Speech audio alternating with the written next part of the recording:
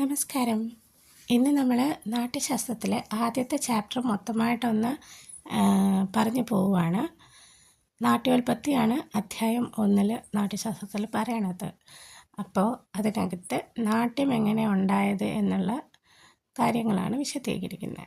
ഇപ്പോൾ ത്രേതായുഗത്തിൽ ധർമ്മം കുറഞ്ഞ് ലോകം ദുഃഖിതമായപ്പോൾ ദേവന്മാർ ബ്രഹ്മാവിനോട് ഒരു ദൃശ്യവും ശ്രവ്യവും ആയ കലാരൂപം സൃഷ്ടിക്കണം എന്ന് അഭ്യർത്ഥിച്ചു. ബ്രഹ്മാവ് 4 വേദങ്ങളിൽ നിന്നും കൂടെ ഘടകങ്ങളെടുത്തിട്ട് നാട്യവേദം സൃഷ്ടിച്ചു.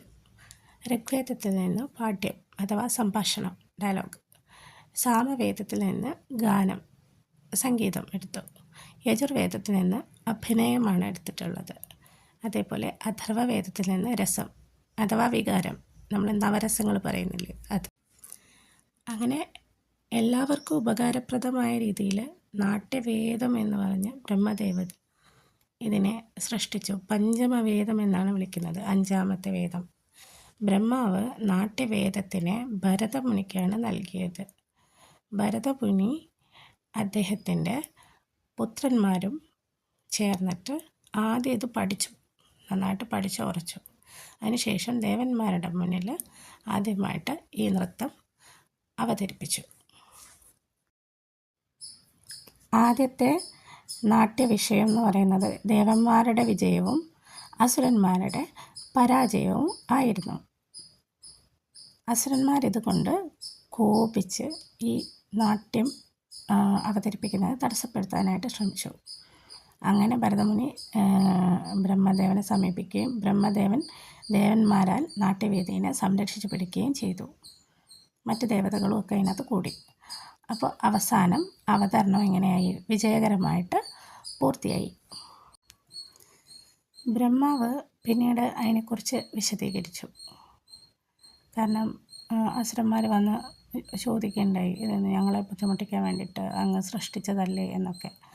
അപ്പോൾ പറഞ്ഞത് നാട്യം ആരെയും അപമാനിക്കാനുള്ളതൊന്നുമല്ല, അത് ലോകത്തിൻ്റെ പ്രതിബിംബമാണ്. എന്താണോ ഈ ലോകത്ത് സംഭവിക്കുന്നത് അത് അങ്ങനെ തന്നെ എടുത്ത് കാണിക്കുന്നു. ഇപ്പോൾ സന്തോഷമായാലും ദുഃഖമായാലും നല്ലതായാലും ചീത്തയായാലും ഒക്കെ എന്താണോ ഇവിടെ കാണപ്പെടുന്നത് അതിനെയാണ് നാട്യത്തിനകത്ത് ഉൾക്കൊള്ളുന്നത്, അതാണ് പ്രതിബിംബിപ്പിക്കുന്നത്.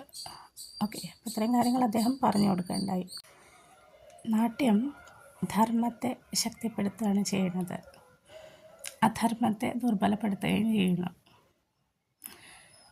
സാധാരണയായിട്ട് ഒരു വിനോദമായിട്ടാണ് എല്ലാവരും നാട്യത്തിനെ കാണുന്നത് അല്ലേ. നമ്മളൊരു സിനിമ കാണുകയാണെങ്കിലും ഒരു നാടകം കാണുകയാണെങ്കിലും നൃത്തം കാണുകയാണെങ്കിലും ഒക്കെ അതൊരു വിനോദം എന്നുള്ള പട്ടികയിൽ കൊണ്ടായിട്ട് നമ്മൾ അങ്ങോട്ട് ഇരുത്തും. ആക്ച്വലി അങ്ങനെയല്ല, അത് വിദ്യ അഭ്യസിക്കുകയും അതേപോലെ തന്നെ സമൂഹത്തിനെ ഉപദേശിക്കാനും കൂടി ഉള്ളതാണ്.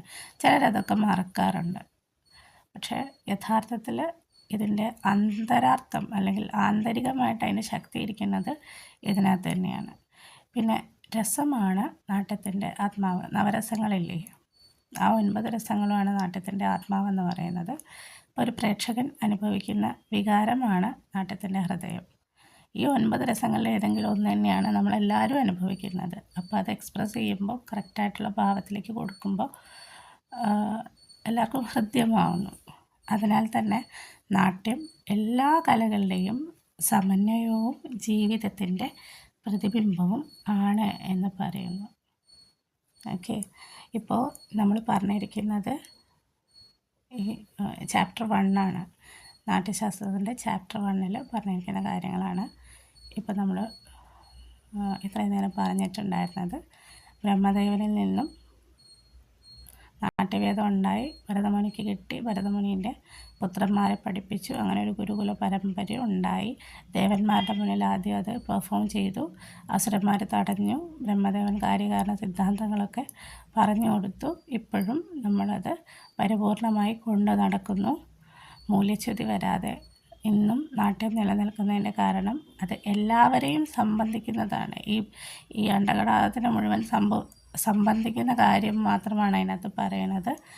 അതുകൊണ്ട് നൃത്തം കാണുമ്പോഴായാലും നാട്യത്തിൻ്റെ വേറെ ഏതെങ്കിലും വകഭേദങ്ങൾ നിങ്ങൾ കാണുമ്പോഴും അത് ഹൃദ്യമായിട്ട് തീരട്ടെ എന്ന് ഞാനും ആശംസിക്കുന്നു. ചാപ്റ്റർ 1 കഴിഞ്ഞു, നമുക്ക് ചാപ്റ്റർ 2 കാണാം.